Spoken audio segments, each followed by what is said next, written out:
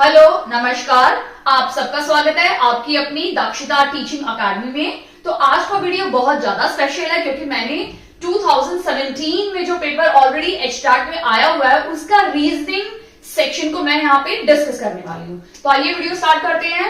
Question number 1, arrange the following words in a logical sequence. कोई भी काम करने की जो प्रक्रिया होती है ना, वो उसको अरेंज करना है लॉजिकल सीक्वेंस में।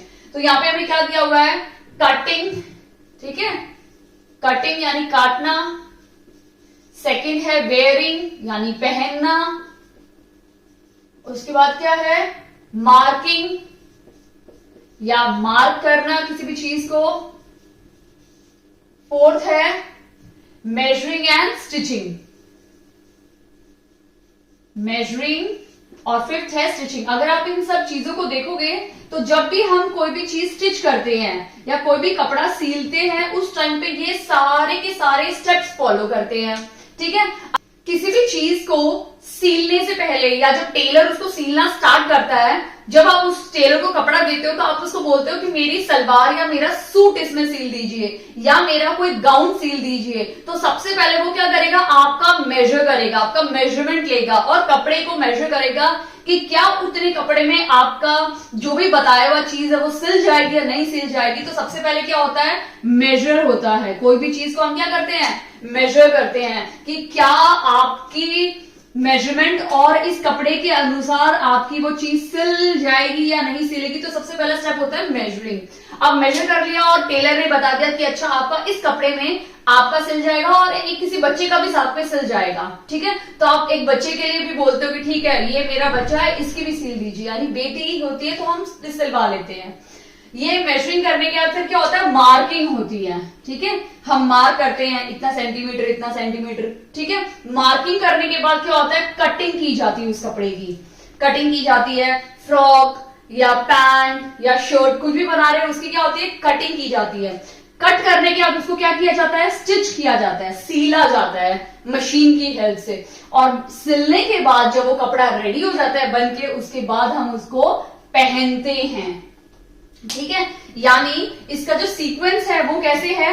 4, क्योंकि एक नंबर 4 है तो 4, 3, 1,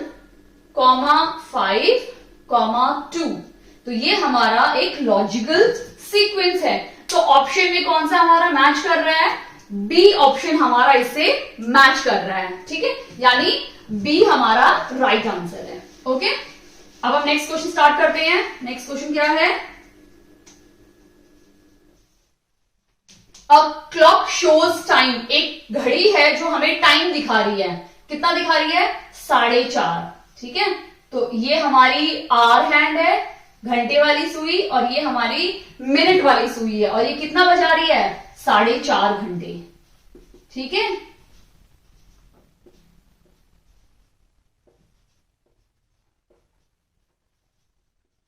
ये कितना बजा रही है? 4:30 बजा रही है, ठीक है।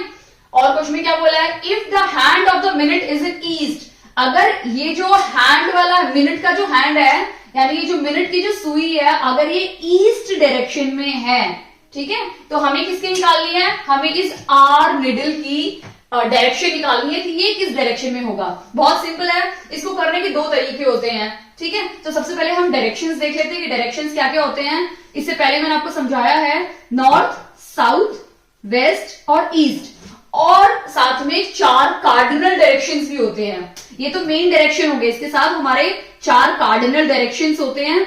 ये इन दोनों के बीच में तो ये हो जाएगा नॉर्थ ईस्ट, ये साउथ ईस्ट। कभी भी ईस्ट साउथ नहीं लिखते हैं, इसको लिखने का तरीका ही है south east, north east. North और साउथ को सबसे पहले लिखा जाता है साउथ वेस्ट, और ये हो जाएगा नॉर्थ वेस्ट। तो ये जो रेड में मैंने बनाए ये हमारे कार्डिनल डायरेक्शंस हैं, ठीक है। और जो मैंने ब्लैक में बनाए ये हमारे मेन डायरेक्शंस हैं।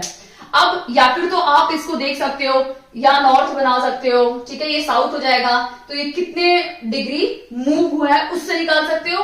अदरवाइज ये ईस्ट डायरेक्शन में है, ठीक है। अगर मैं इसको इस तरह से घुमा दूं, यहां मेरा ईस्ट है तो ईस्ट के साइड में कौन सा होगा? साउथ। तो ये मेरा क्या डायरेक्शन हो जाएगा? साउथ, ठीक है। अगर ये साउथ है तो ये हमारा क्या हो जाएगा? नॉर्थ।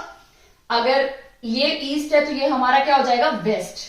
ठीक है, यानी ये डायरेक्शन जो इस तरह से है ईस्ट का, ये मैंने इस तरह से घुमा दिया तो यहाँ पे मेरा ईस्ट आ गया, यहाँ पे साउथ, वेस्ट और नॉर्थ। अब क्या बोला है कि ये जो हमारा जो मिनट घंटे वाली सुई है वो कौन से डायरेक्शन में है, घंटे वाली सुई किसके बीच में है, नॉर्थ और ईस्ट के बीच में है। तो ऑब्वियसली बात है ये यहां बीच में है तो ये क्या हो जाएगा, नॉर्थ ईस्ट। तो इसका डायरेक्शन क्या हो जाएगा घंटे वाली सुई का, नॉर्थ ईस्ट डायरेक्शन, यानी हमारा ऑप्शन नंबर डी इसका राइट आंसर है। ठीक है, क्वेश्चन नंबर 3 हम स्टार्ट करते हैं। इन बिटवीन अगर आपको कोई भी डाउट होता है तो प्लीज मुझे आप कमेंट सेक्शन में कमेंट करके पूछ सकते हैं। क्वेश्चन नंबर 3 हम देख लेते हैं। क्वेश्चन नंबर 3 क्या है, इफ 1 2 3 रिप्रेजेंट, अभी 1 2 3, ठीक है, ये कोडिंग डिकोडिंग के क्वेश्चंस हैं। There are boys, there are boys, यानी 1 2 3 का मीनिंग क्या है, देयर आर बॉयज। इसका मतलब ये बिल्कुल भी नहीं है कि 1 का मीनिंग देयर है, 2 का मीनिंग आर है और 3 का मीनिंग बॉयज है, ये इसका बिल्कुल भी मतलब नहीं है। ठीक है, ये शफल करके दिया हुआ है, यानी जब हम किसी बॉक्स में बहुत सारी बॉल्स डालते हैं, उसको घुमा देते हैं तो वो हम शफलिंग कर देते हैं। ठीक है, तो जरूरी थोड़ा है आपने जैसे रखा आपको वैसी सारी बॉल्स मिलेंगी, बिल्कुल भी नहीं। ठीक है, इसके बाद क्या बोला है, 1 3 4, 1 3 4, 1 3 4 क्या है हमारा, boys are naughty, boys are naughty. ठीक है, और उसके बाद क्या बोला है, 1 4 5, 1 4 5 क्या है, naughty boys play, naughty boys play. ठीक है, ये हमारा हो गया। हमें किसका निकालना है, हमें नॉटी का मीनिंग निकालना है। बहुत सिंपल है, अगर आप इन दोनों में देखोगे तो 1 2 3 1 3 4, यानी 3 3 भी है दोनों में और 1 1 भी है। ठीक है, यानी सिर्फ अलग कौन सा नंबर है, 2 और 4 है। ठीक है, अभी हम देख लेते हैं, अगर 1 और 3 कॉमन है तो यहां पे भी 2 नंबर कॉमन होंगे, यानी अगर आप देखोगे आर यहां पे भी है और आर यहां पे भी है, बॉयज यहां पे भी है और बॉयज यहां पे भी है। इसका मतलब 1 आर भी हो सकता है और 1 बॉयज भी हो सकता है, 3 आर भी हो सकता है और 3 बॉयज भी हो सकता है। कोई स्पेसिफाई नहीं किया है जब तक हम इसमें नहीं देख लेते। ठीक है, बट हमें तो सिर्फ नॉटी की जरूरत है, नॉटी, इसलिए वाई टू वेस्ट टाइम, हम नॉटी का देख लेते हैं। यहां पे सिर्फ एक अलग नंबर है 2, यानी 2 क्या है, देयर। यहां पे सिर्फ 4 नंबर अलग है और ऑब्वियसली बात है वो क्या है, नॉटी। ठीक है, तो हमें मिल गया कि नॉटी का क्या सिंबल दिया हुआ है, यहां पे नॉटी का सिंबल है 4। ठीक है, यानी हमारा ऑप्शन नंबर सी इसका राइट आंसर है। ठीक है, अभी हम क्वेश्चन नंबर 4 देख लेते हैं। क्वेश्चन नंबर 4 क्या है, A said to B, A ने, ये वाले क्वेश्चन भी इस पे मैंने वीडियो बनाई हुई है, पॉइंटिंग वाले, यानी किसी को उंगली करके बोलते हैं तो वो वाले मैंने वीडियो बनाई हुई है। मैं कमेंट सेक्शन में, लाइक नॉट कमेंट सेक्शन, मैं डिस्क्रिप्शन बॉक्स में शेयर करूंगी, आप जरूर देखना। A said to B, यानी A B को बोल रहा है तो A हम बनाएंगे, जो बोलता है, इसके 2 रूल है, जो बोलता है उसका लिखना पड़ता है हमें, और इसका कोई रिलेशन, मेरा या मेरी कुछ आएगा शब्द, तो उससे हमें ढांचा तैयार करना है। ठीक है, योर फादर, यानी वो बी को बोल रहा है, तुम्हारे फादर, यानी जो बी के जो फादर हैं, ठीक है, यानी तुम्हारे father, your father is only son of my father, यानी मेरे पापा के, यानी ये ए के फादर और ये बी के फादर है, मेरे पापा के इकलौते बेटे हैं। इनके पापा के इकलौते बेटे तो यही हो गए। ठीक है, यानी ये जो ए है और ये जो एफ है ये दोनों बिल्कुल सेम है।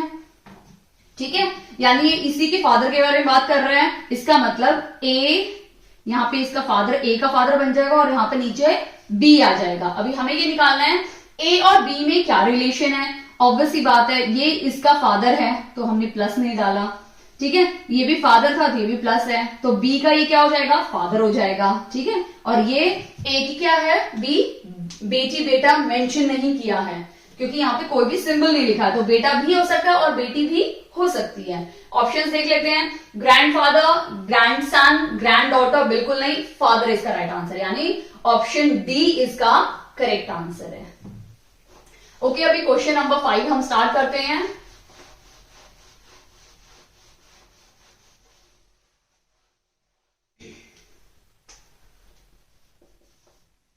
क्वेश्चन नंबर 5 क्या है, इफ कोड वर्ड विक्ट्री, ठीक है, विक्ट्री का कोड वर्ड क्या है, YLF W रब, ठीक है, और फिर दिया है code word of war, war का कोड वर्ड क्या दिया हुआ है, ZDU, और हमें किसका निकालना है, सक्सेस का, हमें सक्सेस का कोड वर्ड निकालना है। तो सबसे पहले हम रिलेशन देख लेते हैं। देखो इस टाइप के क्वेश्चन को करने के लिए एक अप्रोच हमेशा आप अपने दिमाग में डाल दीजिए कि हमें सबसे पहले देखना है कि ये जो पहला नंबर है और यहां का पहला नंबर में कोई रिलेशन है, या फिर तो +2 होगा या -2 होगा, +1 -1 प्लस, मतलब कुछ नंबर प्लस और कुछ नंबर माइनस। कभी कभी क्या होते हैं, ये सारे नंबर एक एक नंबर आगे होते हैं, कभी कभी दो दो नंबर आगे होते हैं, कभी कभी दो दो नंबर पीछे होते हैं। यानी आप ये लगा लो, यहां पे जो नंबर और यहां पे जो नंबर है, इसमें +1 से लेके -1, +2 -2, +3 -3, तो ये सीरीज चलती रहेगी। यानी प्लस एंड माइनस n हमारा क्या है, नेचुरल नंबर है, यानी +- n की सीरीज हो सकती है। या फिर ऐसा हो सकता है, ये नंबर और ये नंबर के बीच में अगर आप रिलेशन देख रहे हो कोडिंग और डिकोडिंग का, ये ऑल्टरनेट हो सकता है, एक प्लस हो सकता है, दूसरा माइनस हो सकता है, फिर एक प्लस हो सकता है, फिर एक माइनस हो सकता है, ठीक है। तो इस टाइप की कोडिंग और डिकोडिंग में सबसे ज्यादा क्वेश्चंस आते हैं, अगर वो नंबर्स में है या अल्फाबेट में है, ठीक है।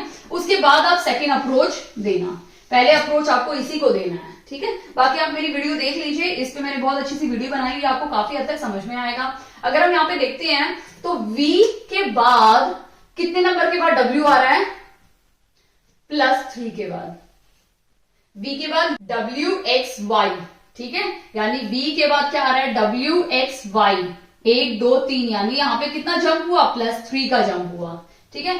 I के बाद L कब आ रहा है, अगेन +3, C के बाद F फिर से +3, T के बाद W फिर से +3, O के बाद R फिर से +3, यानी ये +3 की सीरीज चलती जा रही है। यहां पे चेक कर लीजिए, W के बाद Z आ रहा है, यानी प्लस, फिर से +3, A के बाद D आ रहा है, फिर से +3, R के बाद U आ रहा है, फिर से +3, यानी हमें दोनों से क्या कंक्लूजन मिला कि जो सीरीज है वो +3 की सीरीज बनती जा रही है। तो हमें +3 की सीरीज बनानी है सक्सेस के लिए, ठीक है। तो S के बाद नेक्स्ट 3 नंबर कौन सा आएगा, V, U के बाद X, C के बाद D E F, तो दोनों में हम F लिख देते हैं,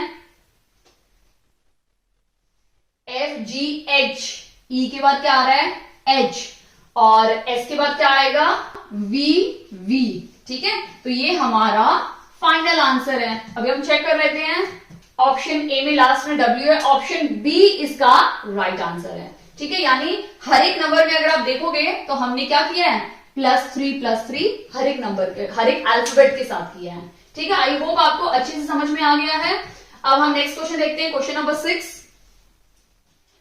इफ D बिकम L, अगर D L बन जाता है, ठीक है, और E M बन जाता है, E क्या बन गया, M बन गया, तो हमें किसका निकालना है, A का, ठीक है, A का हमें निकालना है।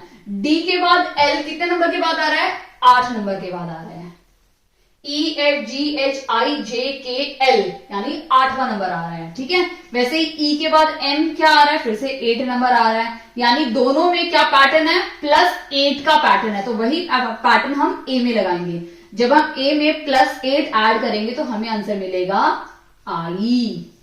आई होप आपको अच्छे से क्लियर हो गया है। 2 पैटर्न दिए हुए हैं, उन दोनों में से अगर एक पहला भी पैटर्न अलग दिखा रहा है और सेकंड भी आपको अलग मिल रहा है तो आपको डिफिकल्टी हो सकती है।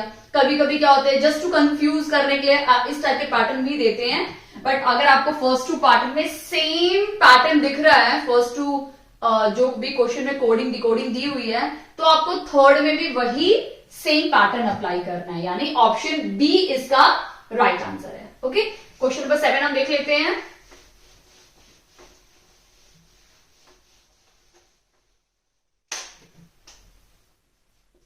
क्वेश्चन 7 क्या है, find the missing term of the series. हमें इस सीरीज की मिसिंग टर्म निकालनी है। ये 1/2 है, 3/4 है, 5/8, 7/16, या क्वेश्चन मार्क है, और 11/64।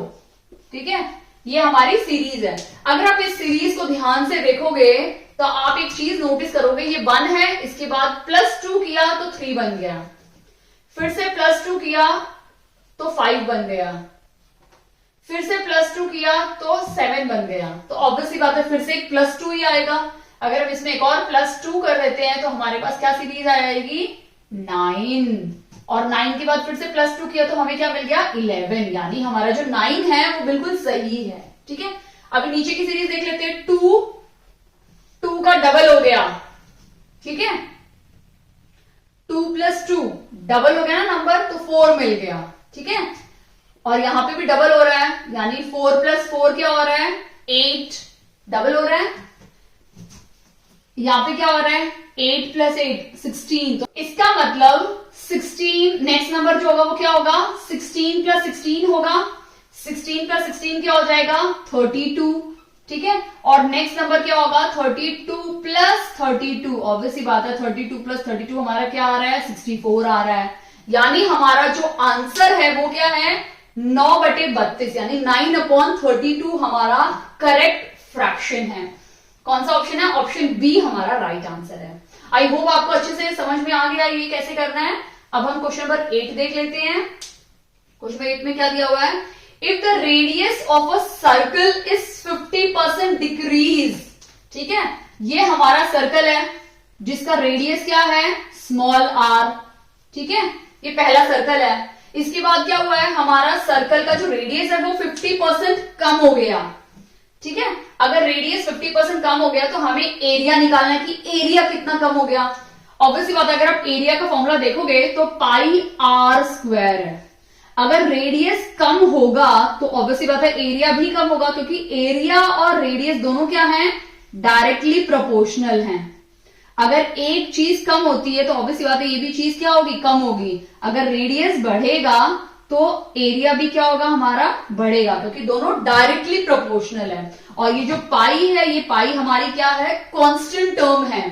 ठीक है, इसकी तो वैल्यू कांस्टेंट है 22/7 या 3.14। ठीक है, तो अब इस क्वेश्चन को हम देख लेते हैं। अगर r हमारा रेडियस है, ठीक है, तो यानी पहला रेडियस हमारा r था, फिर जो नया रेडियस मिला वो क्या हो गया, 50% कम हो गया, 50% ऑफ r हो गया। ठीक है, तो अभी हम निकाल लेते हैं कितना कम हुआ, तो 50/100 r, तो ये कैंसिल हो जाएगा 1/2, यानी r - 1/2 r।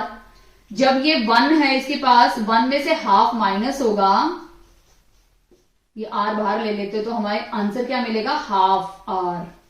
ठीक है, यानी ये जो नया रेडियस है उसका क्या है, हमारा जो न्यू सर्कल का रेडियस ये है। तो अभी हमारा जो रेडियस है ना वो कितना हो जाएगा, r/2।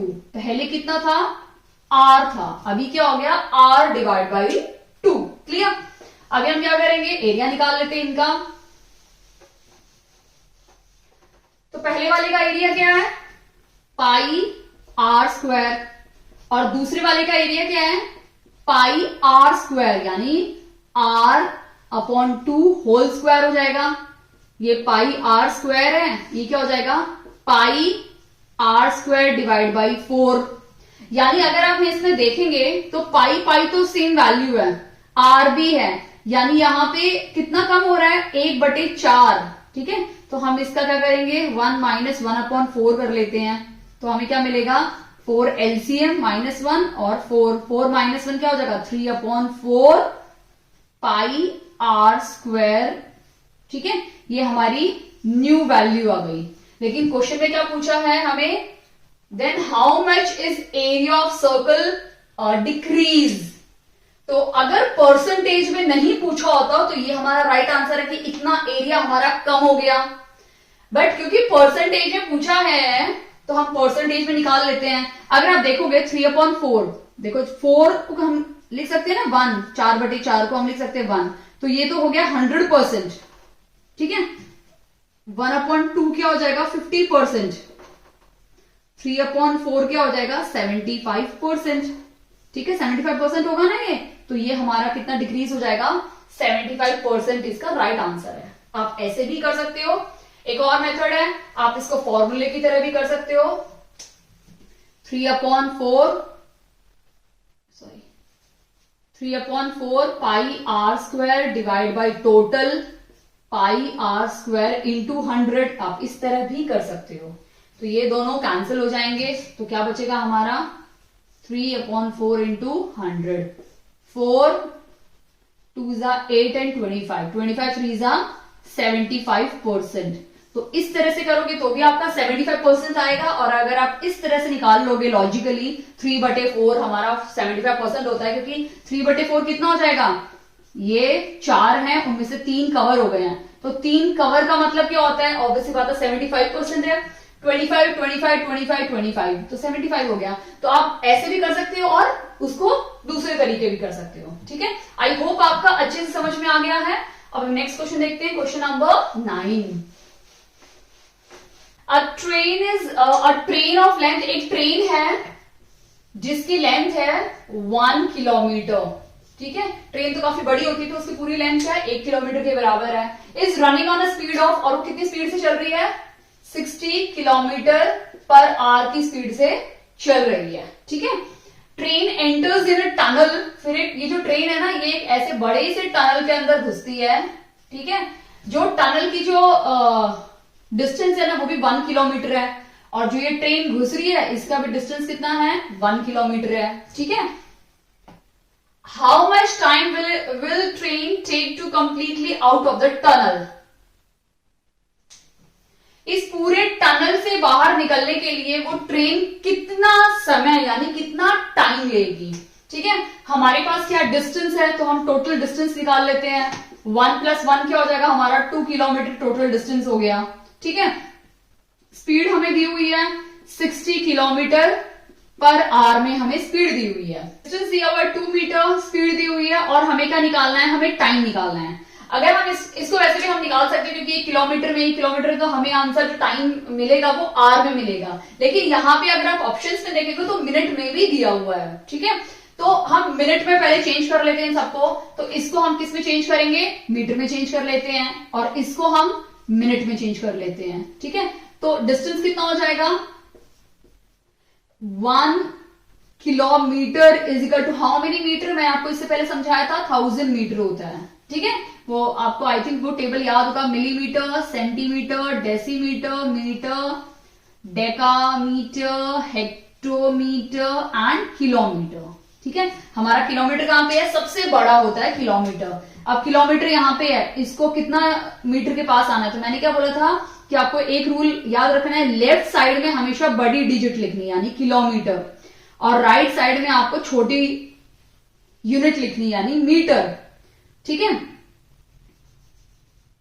यहां पे हमने मीटर लिख दिया, तो 1 kilometre is equal to how many metre, कितने जंप हो रहे हैं, 10 इंटू 10 इंटू 10, यानी 10 10 100, 100 10 1000, यानी 1 किलोमीटर कितना हो गया, 1000 मीटर। तो वैसे ही हम किसका निकाल लेंगे, 2 किलोमीटर का निकाल लेंगे, तो 2 किलोमीटर कितना हो जाएगा, 2000 मीटर। ठीक है, तो 2 किलोमीटर कितना हो जाएगा, 2000 मीटर। तो हमारा डिस्टेंस किसमें निकल गया, मीटर में आ गया। अभी हमें क्या करना है, टाइम स्पीड को चेंज करना है। स्पीड कितनी दी हुई है, 60 किलोमीटर पर आवर, तो 60 को हम ऐसे ही लिखेंगे। इससे पहले मैंने आपको समझाया था कन्वर्शन, जब हमको किलोमीटर को मीटर में चेंज करना है और आर को सेकंड में चेंज करना है, मैंने आपको वो समझाया था। ठीक है, बट यहाँ पे हम मिनट में चेंज कर रहे हैं, तो किलोमीटर कितना होता है 1000, तो यहाँ पे 1000 लिख दो, अपॉन 1 घंटे में कितने मिनट होते हैं, 60 होते हैं, तो 60 लिख दो। ठीक है, ये 60 कैंसिल हो गया, हमारे पास क्या बचा, 1000। क्लियर, 1000 क्या हो जाएगा, ये मिनट है, 1000 मीटर पर मिनट इसकी यूनिट है, क्योंकि मैथ्स में और फिजिक्स में ना यूनिट्स बहुत इंपॉर्टेंट है। ये सब जो यूनिट्स होते हैं ना, ये बहुत ज्यादा इंपॉर्टेंट होते हैं। इनको हम कई बार बिना देखे भी सॉल्व करते हैं और हमारा आंसर ऑप्शन में रहता है, तो हम खुश हो जाते हैं कि हमारा आंसर राइट निकल गया। बट नहीं, अगर यूनिट आप दोनों की सेम नहीं है तो आप उसको ना तो ऐड कर सकते हो और ना ही सब्ट्रैक्ट, मल्टीप्लाई, इवन डिवाइड भी नहीं कर सकते हो। ठीक है, क्लियर है इतना। अभी हमें क्या मिल गया, ये डिस्टेंस मिल गया, और ये हमें क्या मिल गया, स्पीड मिल गई, तो हमें टाइम निकालना है। तो टाइम का क्या फॉर्मूला है, डिस्टेंस यानी 2000 metre upon speed 1000 metre per minute. ये कट जाएगा, क्या बचा, ये मीटर मिनट ऊपर चला जाएगा, तो 2 मिनट। ठीक है, देखो बहुत सिंपल था। ट्रेन की स्पीड भी काफी ज्यादा है, तो वो आर में तो जाएगी ही नहीं, घंटे तो लेगी ना ट्रेन एक किलोमीटर टनल को निकालने में, तो ऑब्वियसली बात है वो मिनट में हमें आंसर मिलता था। हम कंफ्यूज थे कि वो 1 मिनट होगा या 2 मिनट होगा, इसीलिए हमने मीटर और मिनट को सेम कर दिया। ठीक है, तो हमारा राइट आंसर क्या है, 2 मिनट, यानी ऑप्शन नंबर बी इसका राइट आंसर है। क्लियर। अब हम नेक्स्ट क्वेश्चन स्टार्ट करते हैं, क्वेश्चन नंबर 10।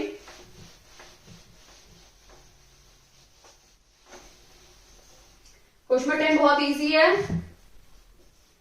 0.96 अपॉन 4.8 ये किसके इक्वल है, हमें वो निकालना है। तो सबसे पहले हम पॉइंट इसको लिख लेते हैं, ठीक है, और 4.8 लिख लेते हैं। ठीक है, अभी हमें डेसिमल हटाना है। ठीक है, इसका जब डेसिमल हटाएंगे तो ऊपर लिख देंगे 10, तो ये हट गया। इसका डेसिमल हटाएंगे तो ये नीचे लिख देंगे 100, एक ये कट गया, तो हमारे पास क्या बचा 96 और 480। ठीक है, 48 1 जा 48 और 48 2 जा। ठीक है, तो ये क्या बच गया 2/10। तो रादर देन इसको कैंसिल करने से बेटर इसको हम कैसे लिख देंगे 0.2। ठीक है, तो 0.2 यानी हमारा ऑप्शन ए इसका करेक्ट आंसर है। ठीक है, अभी हम क्वेश्चन नंबर 11 देख लेते हैं। क्वेश्चन नंबर 11 क्या है, x/28 इक्वल्स टू 63/x। ठीक है, अभी हमें इस टाइप का जब भी क्वेश्चन मिले आपको क्रॉस मल्टीप्लाई करना है। एक चीज याद रखनी है, अगर इस टाइप का आपको जब भी क्वेश्चन मिलेगा उसको क्रॉस मल्टीप्लाई कर दो, क्योंकि हमें x की वैल्यू निकालनी है। तो x इंटू एक्स क्या हो जाएगा x², और ये आप लिख दो 28 इंटू 63। अब ये मैंने आपको इससे पहले भी वीडियो में समझाया है कि अगर इस तरफ स्क्वायर होगा और वो इक्वल्स टू के उस साइड जाएगा तो वो क्या बन जाएगा, स्क्वायर रूट बन जाएगा। क्लियर। अगर यहाँ पे प्लस है वो उस साइड जाके माइनस बन जाता है, माइनस प्लस बन जाता है, मल्टीप्लाई डिवाइड और डिवाइड मल्टीप्लाई हो जाता है। वैसे ही अगर स्क्वायर है वो स्क्वायर रूट बन जाएगा। क्यूब है, अगर यहाँ क्यूब होता तो वो उस साइड जाके क्यूब रूट बन जाता, और अगर क्यूब है इस साइड, क्यूब रूट है, तो वो उस साइड जाके क्या हो जाएगा क्यूब बन जाएगा। ठीक है, वाइस वर्सा दोनों होते हैं। क्लियर। तो अब यहां पे जो स्क्वायर है उस साइड चला जाएगा, तो हम इसको लिख देंगे होल स्क्वायर 28 इंटू 63। अब इसको मल्टीप्लाई करेंगे और फिर आंसर निकालेंगे, वो हमारा टाइम वेस्ट हो जाएगा। तो हम इसको 28 को कैसे लिखेंगे, 7 4 जा 28, और 4 को भी लिख देते हैं 2 2 जा 4। ठीक है, मैंने इसको ऐसे लिख दिया, स्प्लिट कर दिया। इंटू 63 क्या होता है 9 7 जा, 9 7 जा होता है ना। अब इस 9 को मैं लिख सकती हूँ ना 3 इंटू 3, तो मैं लिख देती हूँ 3 इंटू 3 इंटू 7। क्लियर। मैंने इसको बिल्कुल बेस में, यानी बिल्कुल बेस में इसको स्प्लिट कर दिया।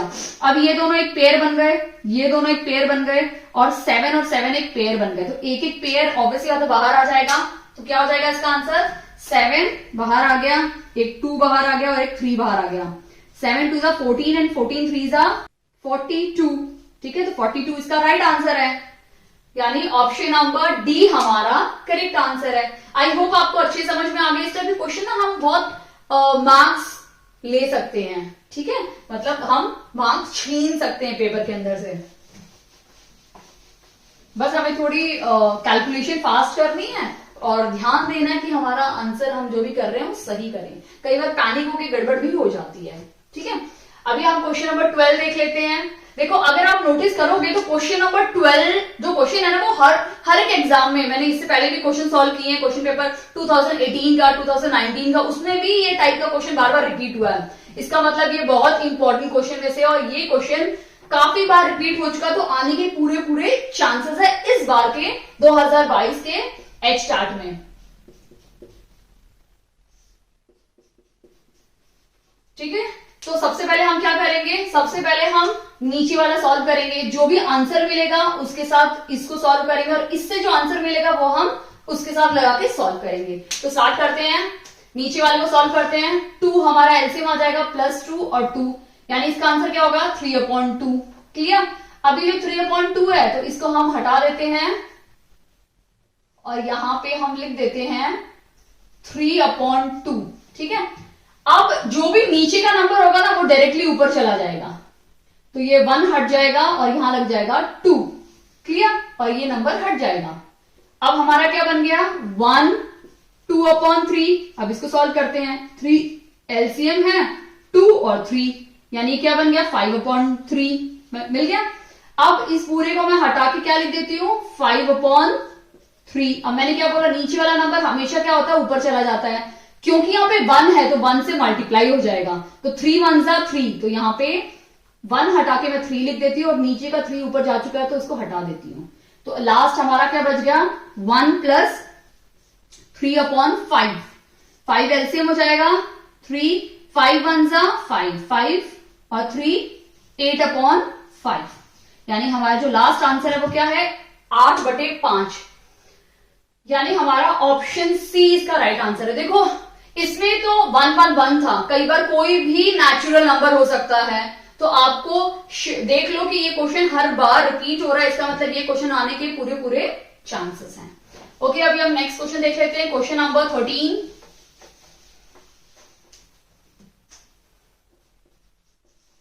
क्वेश्चन 13 क्या, which of the following rational number is longest. देखो कभी भी फ्रैक्शन हो या रैशनल नंबर हो, उसमें से सबसे बड़ा कौन सा होगा, उसके लिए सबसे इजी मेथड एक ही है, आप उसको डिवाइड करके देख लो।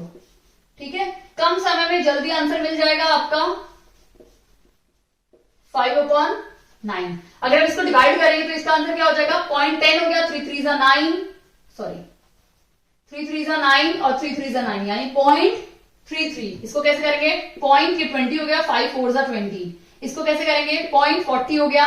ठीक है, 7 5 35। ठीक है, फिर से 5 आ गया 50 हो गया, 7 7 49।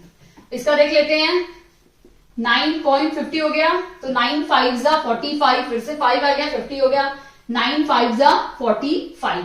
तो अगर इन सब में से देखोगे तो कौन सा सबसे बड़ा नंबर है, ये 0.33 है, ये 0.40 है, ये 57 और 55 है, तो ऑब्वियसली तो 57 सब में से बड़ा नंबर है, यानी 5/7 सबसे बड़ा फ्रैक्शन है। ठीक है, ये सबसे बड़ा है यानी लार्जेस्ट, और इन सब में से सबसे छोटा कौन सा है, ये है यानी स्मॉलेस्ट। यानी ये दो टाइप से क्वेश्चन पूछा जा सकता है आपसे, लॉन्गेस्ट भी लार्जेस्ट भी पूछा जा सकता है और स्मॉलेस्ट भी पूछा जा सकता है। ठीक है, तो आपको दोनों टाइप के क्वेश्चंस के लिए रेडी रहना है। ये क्वेश्चन मैंने काफी बार देखा है, 2 बार तो रिपीट हो चुका है, तो इस टाइप के क्वेश्चन भी आने के पूरे पूरे चांसेस हैं, यानी ये भी इंपॉर्टेंट क्वेश्चन है, इजी है पर इंपॉर्टेंट है। ओके, क्वेश्चन 14 हम देख लेते हैं। क्वेश्चन 14 क्या है, find the next term of the series. इस सीरीज का नेक्स्ट टर्म निकालना है, 0 3 8 15 24 क्वेश्चन मार्क है। ठीक है, अगर आप इसको देखोगे तो इन दोनों को माइनस करके देखो तो क्या मिलेगा हमें +2। ठीक है, यानी +3। 0 में 3 ऐड किया तो 3 मिल गया।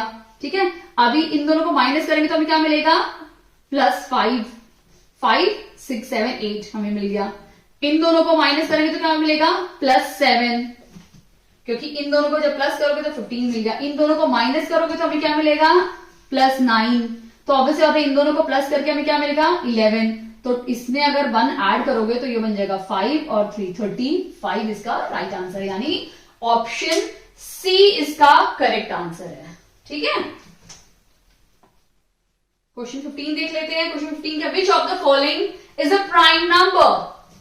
117, बी क्या है 147, सी क्या है 149 और डी क्या है 159।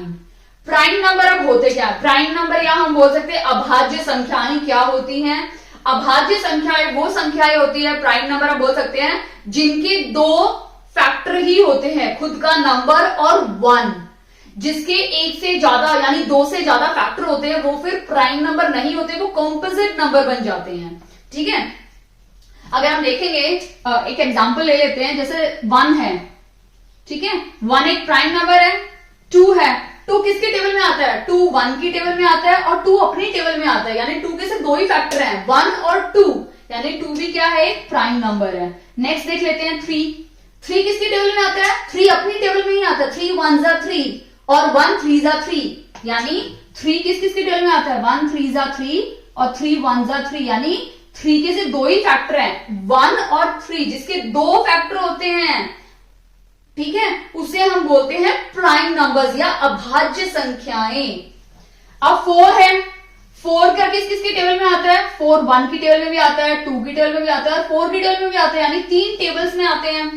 मैंने क्या बोला, जिसके दो फैक्टर होते हैं, 1 और अपना नंबर, वो प्राइम नंबर है, और जो प्राइम नंबर नहीं होते, इसके जो 3 फैक्टर हैं, तो ऑब्वियसली प्राइम नंबर नहीं है। अगर ये प्राइम नंबर नहीं है तो ये कौन सा नंबर हो जाएगा, कॉम्पोजिट नंबर। क्लियर। तो अब हम क्या करते हैं, देख लेते हैं, जो 117 है ये 3 से डिवाइड हो रहा है, 3 3 जा 9, ठीक है, 2 आ गया, 3 9 जा 27, ठीक है, यानी 39 से डिवाइड हो रहा है, तो ये प्राइम नंबर नहीं है। इसको 7 से कर लेते हैं, 7 2 जा 14 एंड 7 1 जा 7, यानी ये भी प्राइम नंबर नहीं है। इसको डिवाइड करते हैं 3 से, 3 4 जा 12, 2 कैरी नहीं हो रहा 3 से। 7 से कर लेते हैं, 7 2 जा 14, बिल्कुल 9 से करते हैं, 9 1 जा 9, 9 से भी नहीं हो रहा है, यानी ये नंबर किसी से भी डिवाइड नहीं हो रहा है, तो ये हमारा क्या है, प्राइम नंबर है। ठीक है, इसको भी चेक कर लेते हैं, 3 से करके देखते हैं, 3 5 जा 15 और 3 3 जा 9, यानी 53 से हो रहा है, यानी ये भी प्राइम नंबर नहीं है। इसका मतलब हमारा ऑप्शन सी राइट आंसर है, यानी 149 हमारा एक प्राइम नंबर है, जिसके दो ही फैक्टर हैं, 1 और 149। ठीक है, यानी जो 149 है वो किस किसके टेबल में आ रहा है, 1 इंटू 149 और 149 1 जा 149, इसके दो ही फैक्टर हैं, इसलिए ये क्या है, प्राइम नंबर या अभाज्य संख्या। और ये जो तीनों है ना, ये नंबर और ये नंबर, ये तीनों क्या है, कॉम्पोजिट नंबर, कॉम्पोजिट नंबर, क्योंकि ये प्राइम नंबर नहीं है। ठीक है, क्वेश्चन नंबर 16 देख लेते हैं।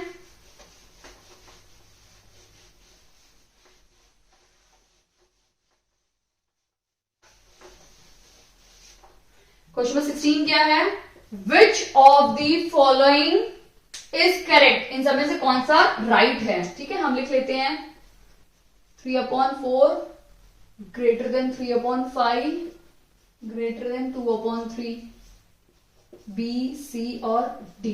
बी क्या है, 3/4 greater than 2/3 greater than 3/5, 2/3 greater than 3/5 greater than 3/4, और लास्ट वन क्या है, 3/5 ग्रेटर देन 2/3 ग्रेटर देन 3/7। ठीक है, तो सबसे पहले हमें, अगर आप देखोगे तो ये 3 नंबर बार बार रिपीट हो रहे हैं, 3/4 3/5 और 2/3। तो सबसे पहले हम इनका फ्रैक्शन निकाल लेते हैं, क्या क्या वैल्यू है, उसके बाद चेक करते हैं। तो अगर इसको डिवाइड करेंगे तो ये क्या हो जाएगा, 30। ठीक है, 4 7 जा 28, 2 कैरी और 5। ठीक है, इसको कर लेते हैं पॉइंट, ये 30 हो गया, 5 6 जा 30, पॉइंट 20 हो गया, 3 6 जा 18, और ये चलता रहेगा। यानी अगर आप देखोगे तो इनमें से सबसे बड़ा फ्रैक्शन कौन सा है, ये सबसे बड़ा है। ठीक है, उसके बाद ये है और सबसे छोटा ये है। ठीक है, इसका मतलब अगर आपका फ्रैक्शन बन रहा है 3/4 ग्रेटर देन 2/3 ग्रेटर देन 3/5, अगर ये आपको मिल जाए सेम एज इट इज, तो वही हमारा राइट आंसर होगा। 3/4 इनमें तो है नहीं, तो ये दोनों कैंसिल हो गए। अब इन दोनों में से अगर हम चेक करेंगे, 3/4 है, दोनों में है, फिर 2/3 है, 2/3 सिर्फ इसमें है, यानी हमारा बी इसका राइट आंसर है। ओके, आई होप आपको अच्छे से क्लियर हो गया है। अब नेक्स्ट क्वेश्चन देखते हैं, क्वेश्चन नंबर 17। 17 हम देख लेते हैं। क्वेश्चन नंबर 17 क्या है, I walk 3 metre in south. तो सबसे पहले डायरेक्शन बना देते हैं, नॉर्थ साउथ ईस्ट वेस्ट। ठीक है, तो I walk 3 metre to south, यानी मैं यहां पे खड़ी हूं और मैं साउथ की तरफ गई 3 मीटर। ठीक है, उसके बाद क्या बोला है, direction and then I turn in right. Obviously अब मैं ऐसे चल रही हूँ, साउथ की तरफ जा रही हूँ, तो ऐसे चल रही हूँ। अब ये मेरा राइट साइड और ये मेरा लेफ्ट साइड है, तो ऑब्वियसली अब मैं कैसे टर्न होंगी, राइट साइड की टर्न होंगी, यानी मैं ऐसे टर्न होने वाली हूँ। ठीक है, अब राइट साइड में अगर मैं टर्न होती हूँ एंड वॉक 5 मीटर, फिर मैं कितना चली, 5 मीटर चली। ठीक है, उसके बाद तो बोला again I turn in right. अब मैं ऑब्वियसली इस डायरेक्शन में हूं, तो ये मेरा राइट साइड है और ये मेरा लेफ्ट साइड है, तो मैं राइट साइड में मुड़ूंगी, तो मैं इस साइड मुड़ने वाली हूं। कितना, 7 मीटर, 7 मीटर। ठीक है, 7 मीटर में चली गई। At last in which direction I am walking. अब ये मेरी कौन सी डायरेक्शन है, बहुत सिंपल है, आप ये बता दीजिए। ये मैं किस डायरेक्शन में हूं, ये साउथ है, ये वेस्ट है, फिर मैं ऊपर चली गई, यानी मैं नॉर्थ में चली गई, यानी नॉर्थ, यानी ऑप्शन ए इसका राइट आंसर है। क्लियर। क्वेश्चन नंबर 18 देख लेते हैं हम लोग। देखो डायरेक्शन पे एक क्वेश्चन तो डेफिनेटली आता ही आता है, अगर आप रीजनिंग में ध्यान से देखोगे तो डायरेक्शन पे एक क्वेश्चन पक्का आ रहा है। हर साल के क्वेश्चन मैंने देखा हुआ है कि एक डायरेक्शन पे क्वेश्चन आ ही रहा है, तो डायरेक्शन को थोड़ा ध्यान से कीजिए, क्योंकि उस पे अभी आने वाले 2022 में 110% एक क्वेश्चन जरूर आएगा, यानी ये भी इंपॉर्टेंट है और इसी तरह के क्वेश्चंस इंपॉर्टेंट हैं। ठीक है, डायरेक्शन वाले। अभी 18 देख लेते हैं। 0.02 प्लस 0.0049, हमें इसको सॉल्व करना है। तो सबसे पहले हम अंदर के इसको सॉल्व करेंगे। ठीक है, ये किसका है, 7 का है, यानी 7 7 49 है और यहाँ 2 0 है, तो इसको अगर हम लिख सकते हैं 7 7, तो एक 7 बाहर आ जाएगा, तो 0.02 प्लस पॉइंट, दोनों जीरो में से एक जीरो बाहर आ जाएगा और 49 का 7 आ जाएगा बाहर। ठीक है, इन दोनों को ऐड कर देते हैं, यानी 0.09 हो जाएगा। अब 0.09 जब बाहर आएगा तो 0.3 हो जाएगा, क्योंकि 9 का जो रूट है उसका आंसर क्या है, 3, यानी 0.3 इसका राइट आंसर है। क्लियर, यानी ऑप्शन नंबर बी इसका राइट आंसर। इसको आप ऐसे भी कर सकते हो, 0 हटा दो, 0 हटाने वाला मेथड भी आप कर सकते हो। अगर आपको डेसिमल में दिक्कत हो रही है, परेशानी हो रही है, तो आप इस क्वेश्चन को ऐसे भी कर सकते हो। मैं आपको समझा देती हूँ कि डेसिमल वाले क्वेश्चन को कैसे करना है। 0.02 प्लस 0.0049 है, तो हम इसका क्या करेंगे, डेसिमल हटा देंगे, यानी ठीक है। अब इसको हम कैसे लिख सकते हैं, अंदर वाले को 49/10,000। अब इस 10,000 को हम लिख सकते हैं 100 into 100, और इस 49 को हम लिख सकते हैं 7 7 49। जब ये नंबर बाहर आएगा तो क्या आएगा, एक 7 बाहर आ जाएगा और एक 100 बाहर आ जाएगा। ठीक है, बाहर आ गया, सॉरी मैंने ये गलत लगा दिया, ये बाहर आ गया। प्लस ऑलरेडी आपके पास 0.02 है, अब इसको मैं हटा दूंगी तो ये पॉइंट डेसिमल हटेगा, तो नीचे 100 आ जाएगा, यानी ये हट जाएगा। अब इन दोनों को जब ऐड करेंगे तो हमारा आंसर क्या मिल जाएगा हमें, √9/100। अब 9 को मैं कैसे लिख सकती हूं, 3 into 3, और 100 को मैं कैसे लिख सकती हूं, 10 into 10। तो एक 3 बाहर आ जाएगा और एक 10 बाहर आ जाएगा, यानी इसको मैं 0.3 लिख सकती हूँ। तो आपको अगर डेसिमल में थोड़ी परेशान, कुछ लोग होते हैं जिनको परेशानी होती है, आप डेसिमल में परेशानी होती है तो आप फ्रैक्शन में भी कर सकते हो, अदरवाइज डेसिमल में भी ऐड करके उसको सॉल्व कर सकते हो। ठीक है, अभी हम नेक्स्ट क्वेश्चन देखते हैं, क्वेश्चन नंबर 19।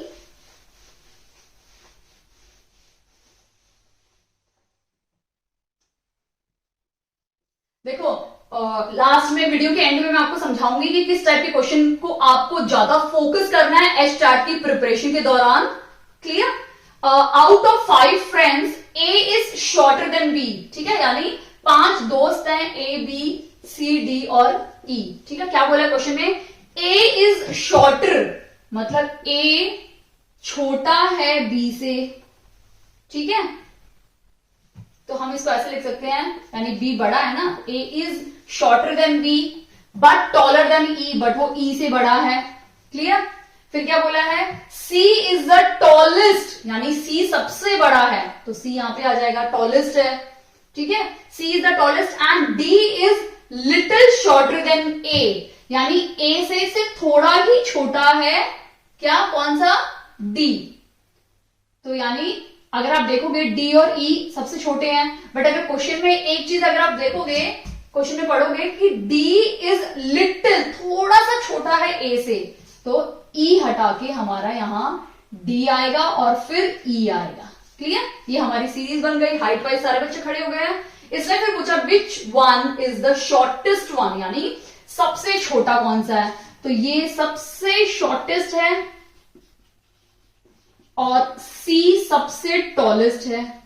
जब हाइट की बात होती है तो लॉन्गर शॉर्टर नहीं होता, शॉर्टेस्ट और टॉलेस्ट वाली बात होती है। क्लियर? और ये सारे क्या है, मीडिएटर्स हैं, यानी इनकी हाइट बस हाइट वाइज है। तो क्वेश्चन में जनरली क्या आता है, या फिर शॉर्टेस्ट पूछते हैं या फिर टॉलेस्ट पूछते हैं। तो आप इन दोनों का आंसर देख सकते हैं। यानी हमारा वैसे क्वेश्चन के अकॉर्डिंग ये राइट आंसर है ऑप्शन बी, बट क्वेश्चन आपका टॉलेस्ट के फॉर्म में भी पूछा जा सकता है। क्वेश्चन नंबर 20 हम देख लेते हैं। Which year is leap year? मैंने इससे पहले एक वीडियो बनाई हुई है कैलेंडर पे, उसमें आपको क्लियरली समझाया है कि आपको लीप ईयर कैसे पता करना है। ठीक है, तो लीप ईयर को पता करने के लिए सबसे पहले लीप ईयर के बारे में पता होना चाहिए आपको। ठीक है, लीप ईयर क्या होता है? अगर आप देखोगे जब हमारा जो अर्थ है वो सन के जब अराउंड घूमता है, यानी रिवोल्यूशन करता है। रोटेशन क्या होता है? जब अर्थ अपनी ही जगह पे घूमता है, ऐसे घूम रहा है, उसे हम बोलते हैं रोटेशन, यानी वो रोटेट कर रहा है अपने ही एक्सिस पे। बट जब अर्थ सन के आजू बाजू यानी पूरे गोल गोल घूमता है, एक चक्कर लगाता है घूम के, तो उसको हम बोलते हैं रिवोल्यूशन। और अगर रिवोल्यूशन की बात करें तो जब सन यहां पे है और जब हमारा अर्थ एक राउंड लगाता है तो वो कितना टाइम लेता है? 365 डेज प्लस 6 घंटे।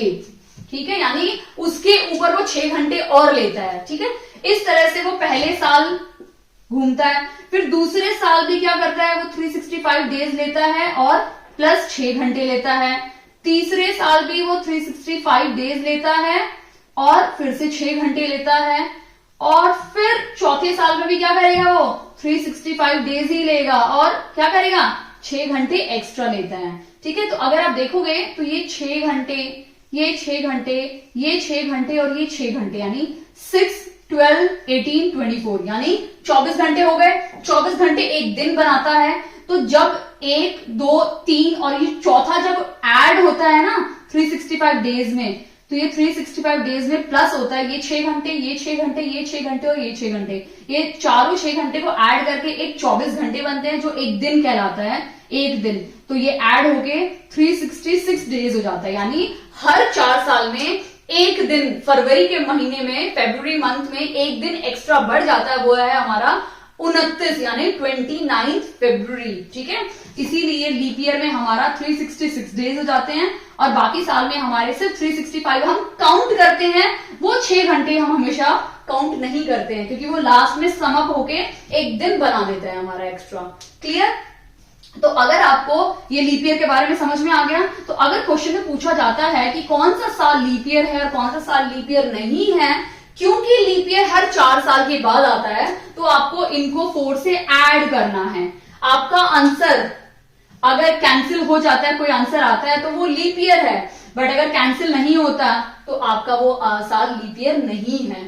ठीक है, यानी 4 4 जा 16, एक कैरी आ गया, 10 हो गया। 4 2 जा 8, 8 और 2 मिल गया। ठीक है, यानी 4 6 जा 24, यानी ये डिवाइड हो गया। इसका मतलब ये क्या है, लीप ईयर है। बाकी की और देख लेते हैं, वैसे तो हमें आंसर मिल गया है, बाकी भी देख लेते हैं। 202, 4 5 जा 20, 0 नहीं हो सकता। ठीक है, इसको करके देख लेते हैं 4 से। 4 4 जा 16, 38, 4 8 जा 32, सॉरी 4 9 जा 36, 2 ये भी नहीं हो सकता। ठीक है, इसको करके देख लेते हैं। 4 4 जा 16, 4 9 जा 36 और 3 ये भी नहीं हो सकता। यानी हमारा जो राइट आंसर है वो क्या है, ऑप्शन ए इसका राइट आंसर है। देखो, अगर इस टाइप के ईयर्स होंगे ना तो आपको डिवाइड बाय 4 करना है। बट अगर 2000 होता, ठीक है, या 1000 होता, ठीक है, या 3000 होगा, इस टाइप के जब सेंचुरी वाले आते हैं ना, उस टाइम पे आपको डिवाइड करना है 400 से, तब आपको 4 से डिवाइड नहीं करना। ठीक है, तो आपको एक चीज ध्यान देनी है, अगर इस टाइप के ईयर आएंगे तो आपको 4 से डिवाइड करना है लीप ईयर पता करने के लिए।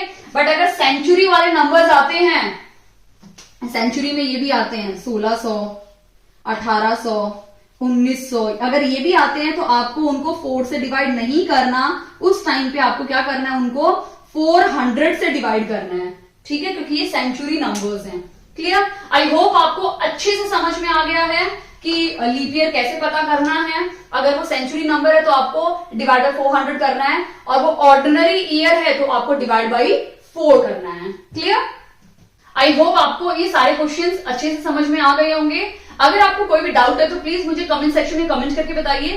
अब मैं आपको जो इंपॉर्टेंट सेक्शन है या सेशन बोल सकते हैं, इंपॉर्टेंट एक चीज बताने वाली कि हमने जब इस क्वेश्चन को सॉल्व किया, और इससे पहले मैंने आपके साथ बहुत सारे प्रीवियस ईयर पेपर्स शेयर किए हुए हैं, सॉल्व किए हुए हैं मेरे चैनल पे, तो अगर उसमें आप देखोगे तो एक तो सिंप्लीफिकेशन वाला क्वेश्चन हर साल आता है, HTAT के हर एक ईयर में सिंप्लीफिकेशन आता है, तो इस क्वेश्चन को 2022 में आने के पूरे चांसेस है। तो प्लीज इस क्वेश्चन को आप मिस मत कीजिए, सिंप्लीफिकेशन टॉपिक को। दूसरा टॉपिक है, हमने बार बार देखा है डायरेक्शन, कि डायरेक्शन वाले क्वेश्चंस तो आते ही आते हैं, भले ही एक आए लेकिन आता जरूर है। वो उसका लेवल आपके TGT, PGT और PRT के अकॉर्डिंग हो सकता है, लेवल के अकॉर्डिंग आपको डायरेक्शन के क्वेश्चन मिल सकते हैं, ठीक है। इसके बाद अगर आप देखोगे डायरेक्शन के बाद लीप ईयर वाले क्वेश्चन बार बार पूछे जा रहे हैं कि ये साल लीप ईयर है या नहीं है, ठीक है। और एक नंबर सिस्टम में से क्वेश्चन बहुत आ रहे हैं, नंबर सिस्टम में से। तो प्लीज आने वाले 2022 जो टैट है, हरियाणा टैट, उसमें आप ध्यान दीजिए कि सिंप्लीफिकेशन का एक भी टॉपिक आप ना मिस करें, डायरेक्शन का, लीप ईयर का और नंबर सिस्टम का। क्लियर? अगर आपको वीडियो अच्छी लगी हो तो प्लीज इस वीडियो को लाइक कीजिए, चैनल पे नए हैं तो प्लीज दक्षिता टीचिंग अकेडमी को सब्सक्राइब कीजिए, और वीडियो देखने के लिए थैंक यू।